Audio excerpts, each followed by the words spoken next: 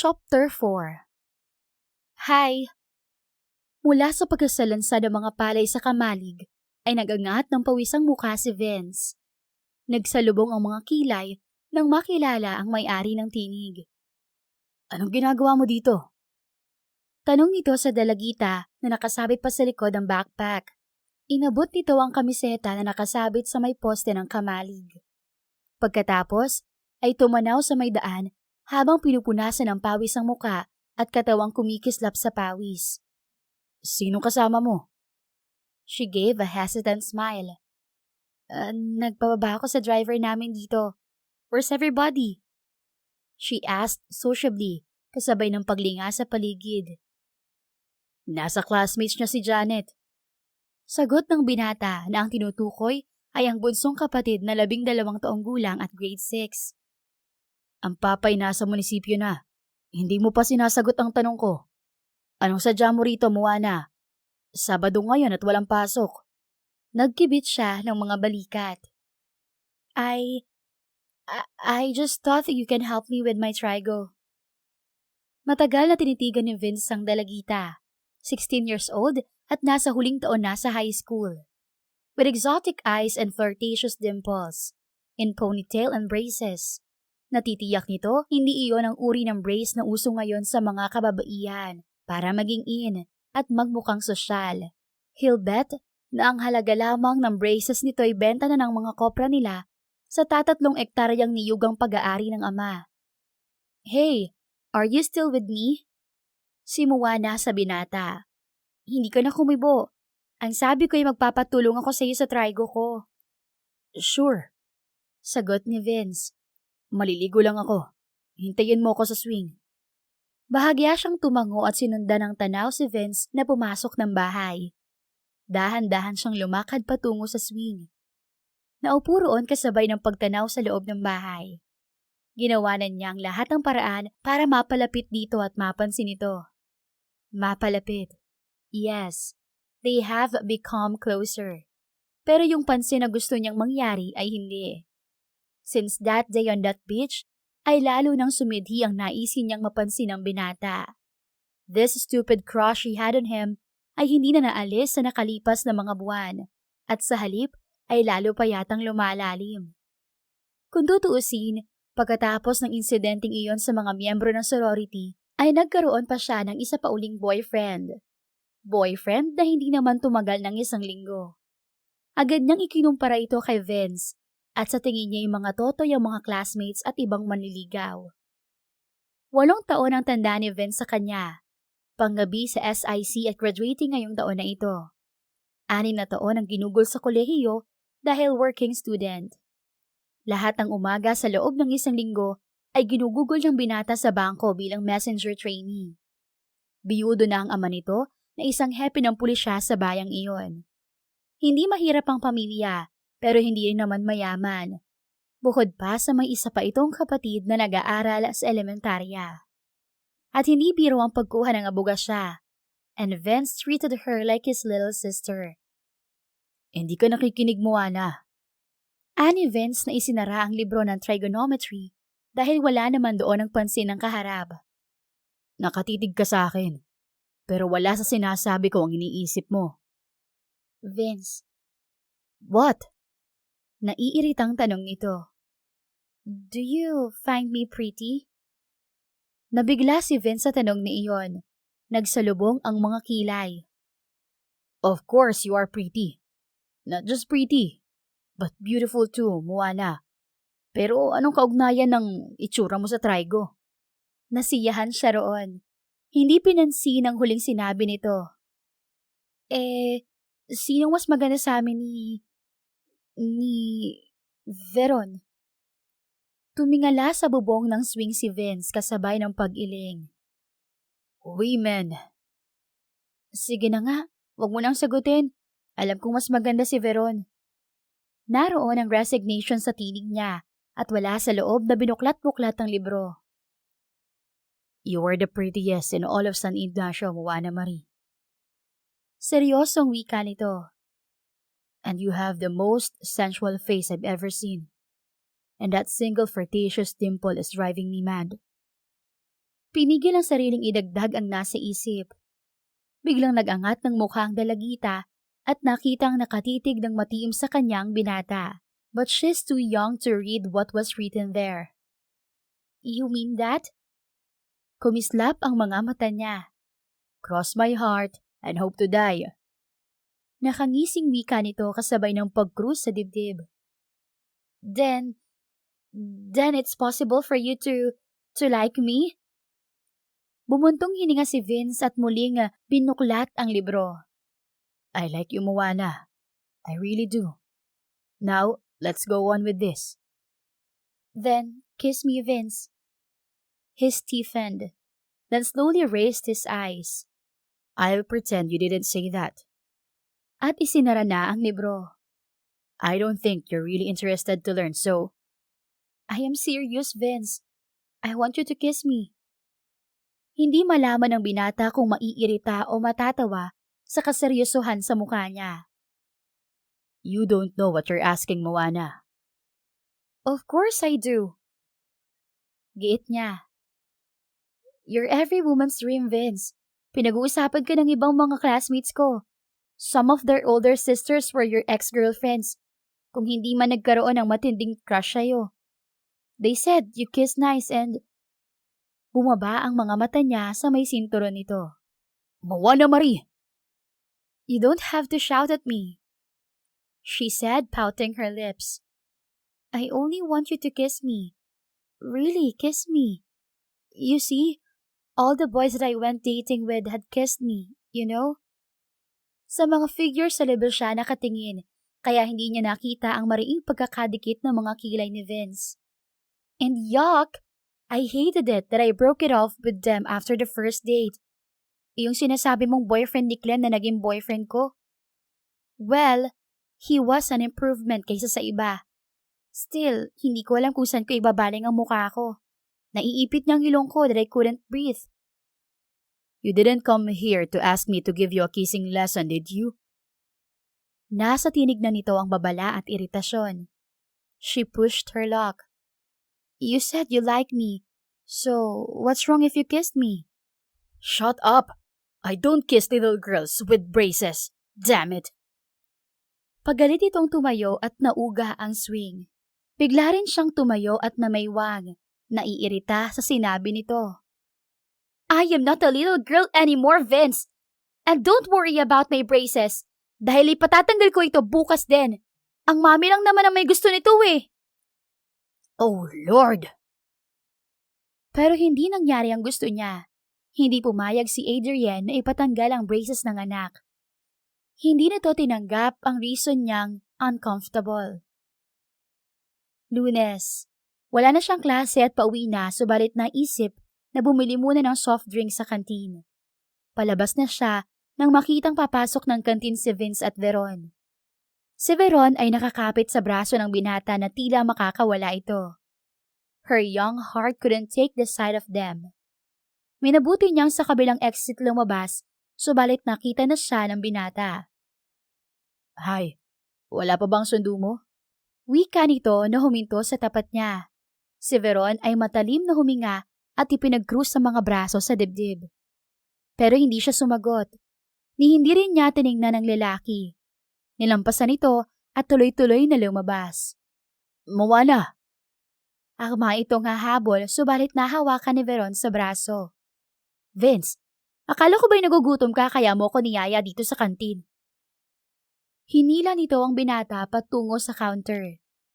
Nagpahinuhod si Vince, pero mula sa salamin ng kantin ay sinundan ng tanaw si Moana patungo sa gate. Alam mo, mas gusto ko pang isiping girlfriend mo ang batang yun kaysa sa akin. Naiiritang sabi nito. Bata, you're right. Tiimbagang nitong sagot. Kaya hindi ko maintindihan kung bakit lagi mo nalang ginagawang issue ang closeness namin ni Moana. Paano? Lagi mong kinukonsinti ang spoiled brat na yun. Tingnan mo nga. Tinanong mo lang kung dumating ng sundo ni hindi ka tiningnan at... Biglang nagsalubong ang mga kilay ng dalaga as realization dawned. Yes. Anito na may kasamang panunuya. Come to think of it, Nakasimangot ang babaeng yon sa tuwing nakikita niya tayong magkasama. Nagsiselo siya, Vince. Hindi sumagot si Vince. Inabot ang canned soft drink sa cooler at muling tinapunan ng tingin ang daan patungo sa gate pero hindi na nito nakita si Moana. Si Veron ay malakas na tumawa. Oh boy! That girl had a crush on you, Vince. Shut up, Veron. Babala ng binata. Pero hindi mapigil sa pagkaaliw ang dalaga na may kasamang pagtuya. And look at that! Nagsawa na siguro sa mga kasing edad niya at ikaw naman ang nagpagtuunan ng pansin. Knowing her, she'll try her best para akitin ka. Poor little rich girl. Umiiling nitong wika, still smiling. Or, shall I say, poor little flirt. Halos pahagis ay binalik ni Vince sa cooler ang lata ng soft drink. I've lost my appetite. Naningkit ang mga matang wika nito at lumabas ng kantin. Naiwang nagingit-ngit si Veron. Watch out, Veron. Si Joey na tinapik sa balikat ang dalaga. Alam mo naman ang reputasyon ni Moana sa campus.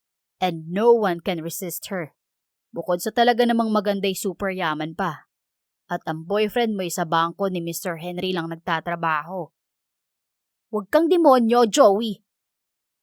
Galit nitong baling sa binata. What can a 16-year-old do? I know, Vince. Hindi niya papatulan yun. At padabog na lumabas ng kantinang dalaga. Kinabukasan ay hindi pumasok si Moana at nagdahilang masama ang katawan. Are you alright, honey? Nag-aalalang tanong ni Henry sa anak na nakadapa sa kama. Hawak ang remote control at nanonood ng videotape ng paboritong cartoon character. Batman, na siya mismo ang nag-tape mula sa palabas sa series nito sa TV sa Amerika. Gusto mo bang dalhin ka namin ng mami mo sa doktor? I'm okay, Dad. Sagot niya na hindi inaalis ang mga mata sa TV screen. Just a little headache. It's gone now. Are you sure, darling? Paniniyak ni Henry. Ang sabi ng mami mo'y gusto mong ipatanggal ang braces mo. Sandaling hindi sumagot si Moana. It wouldn't serve its purpose kung tatanggalin mo kagad yan, iha. There's this man I like so much, Daddy. And he didn't like girls with braces. Kung hindi napigil ni Henry ang sarili, mapapabulalas ito ng tawa sa sinabi niya. Then, that man is a fool, MM. Pati anod nito sa halip. Your braces didn't make you less pretty. Tumayo na ito at humakbang patungo sa pinto. Take your mind off that man, kung sino man yun. And let him eat his heart out, darling, when you're 18. Lumabas na ng silid ng anak si Henry. Nasa hallway si Adrienne at natatawang nakasandal sa may dingding. Gasgas na ba kung sasabihin ko sa'yong, I told you so? Si Adrienne ay kinawit ang braso sa braso ng asawa. Nangingiting umiling si Henry at inakbayan ang asawang bata dito ng 12 taon. At masuyong hinagkan sa ulo. Nasa akin ang 2 pinakamagandang babae sa buong lupa who can both twist my head with their little fingers. Isang marahang tawa ang pinakawala ni Adrienne at isinandal ang ulo sa balikat ng asawa. Nasa gilid siya ng swimming pool ng hapong iyon at nakataob sa nakalatag na tuwalya. Wearing her yellow bikini. Ni hindi niya napuna ang pagdating ni Vince, who moved like a cat at ilang sandali munang pinagmasdan siya bago nagsalita. Dumaan ako dito bago pumasok sa klase ko. Dahil ang sabi ng yaya mo'y may sakit ka. I should have known. She stiffened, then closed her eyes. If there's one thing that she admired Vince so much, was his voice. Deep and so male. Like the voice behind her favorite cartoon character, Batman. In fact, pag nanonood siya, mas gusto niyang ipikit ang mga mata and just listen to the voice at mag-imagine na si Vince yun. Bigla siyang tumihiya paharap dito. Nasa pinakagilid siya ng swimming pool kaya bumagsak siya sa tubig. Pinakamalalim ang bahaging iyon at tuloy-tuloy siya sa ilalim. Inihagis ni Vince ang mga gamit sa Bermuda grass at mabilis na tumalon sa pool. She was halfway to the bottom nang abutan ng binata and grasped her body. Subalit sa kabiglaanan ng binatay itinulak niya ito at tila isdang sumisid patungo sa mababaw na bahagi ng malaking pool. Nagulat man ay hinabol siya ni Vince at inabutan sa may mababaw. Parehong naghabol ng hininga ang dalawa nang lumutang sa tubig. That was a dirty trick, Moana. Ako sa nito habang nakahawak sa baywang niya. Kailangan ko pang umuwi ngayon upang magpalit ng damit. Did you really think na malulunod ako? Natatawa niyang sinabi. Ikinapit ang mga kamay sa leeg ng binata. Underwater, her legs curled around his hips. You always act like my knight in shining armor, Vince. Iyan siguro ang dahilan kung bakit minahal kita. Moana. Oh yes, I do love you. Ulit nito. Kilala mo ako, Vince. Hindi ako yung taong nagtatago ng damdamin. He cleared his throat. Words wouldn't come in an easy way. I like you, Moana. Tinakpan niya ng daliri ang bibig nito. I don't want to hear the but, Vince. It might hurt. Sinuklay ng binata ang buhok niya patalikod. I will be very foolish if I will take advantage of your feelings, which you will outgrow in years. Bukod pa sa girlfriend ko na si Veron, na alam kong alam mo. Nagkalambong ang mga mata niya. Why are you hurting me so much? Bahagyang nabasag ang tinig niya. Tumingala pa itaas si Vince at hinawi sa mukha ang basang buhok. This is getting harder than he thought. Hindi kita sinasaktan. Sinasabi ko sa iyo ang totoo. He said gently. Stop looking at me as if I am your hero. I am not. Pagdiriin ito. But you are my hero, and I love you. She declared stubbornly. You are unreasonable. I have read in a psychology book that woman in love is unreasonable at kumikilos sa pinakamababaw na intellect. Correction, please. May lumitaw ng ngiti sa sulok ng mga labi nito. You are not a woman yet. Oh yeah. She gave a sweet artificial smile. Tinitigan ang buong mukha ng binata sa paraang nangaakit. Iyong napapanood niyang ginagawa sa movie and batted her eyelashes at him. Underwater, idinikit ng husto ang katawan sa binata. Itinaas ang kamay at hinaplos ng daliri ang mga labi nito. Sinikap ni Vince na huwag humalagpos ang matalim na paghinga. Totoo na ang mga ngiting lumitaw sa mga labi niya at lumalim ang dimple sa kabilang pisngi. Hindi ko sinadyang mahulog sa pool, sweetheart. She teased, her eyes sparkling. But I'm glad I did. Napatunayan kong hindi ka totally immune sa akin. Deliberately, niyuko niya ang katawan ng binata sa ilalim ng tubig. I felt your body against mine. May pakiramdam si Vince na singpula siya ng red bits. Naningkit ang mga matang marahas na inilayaw ang dalaga. Though, it scares and excites me at the same time, Vince. Patuloy ni Moana sa pinagsamang panunukso at pagkasabi ng totoo. Get out of the water, Moana Marie. Utos nito sa naniningkit na mga mata. Magkahalong pagkapahiya at galit sa sarili ang nararamdaman nito. Walang pagmamadaling paatras na lumangoy ang dalagita. Coward. Wika niya sa pinagsamang panunukso at akusasyon. Matalim na paghinga ang pinakawalan ni Vince. Alin na lang sa tatlo.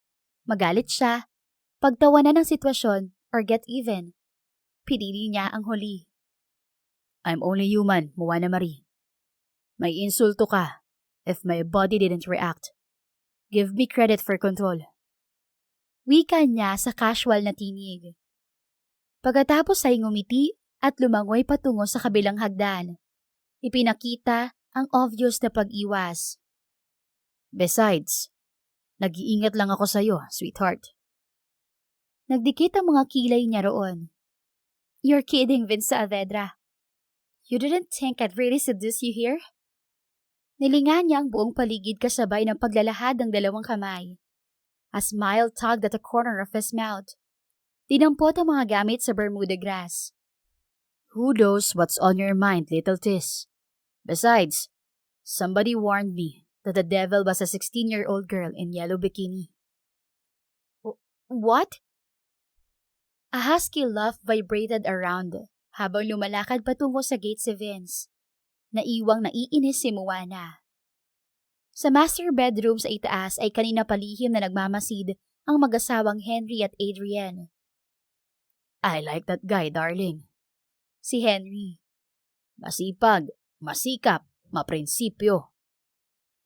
Gusto rin siya ng anak mo. Matabang na sagot ni Adrienne at ibinaba ang kortina. Lamang ay hindi pinapatulan ni Vince. Isa sa mga ikinapupuri ko sa kanya. Promise me na mananatili siya sa kumpanya. I've seen his credentials. He is taking business management. At kung sakaling dumating ang panahon na magtapos siya, you know what to do. Henry. Promise me. Giit ni Henry. Kilala mo ako, Adrienne. I am always a good judge of character. Tingnan mo na lang si Rodrigo de la Serna. Hindi ako nagkamali sa taong iyon.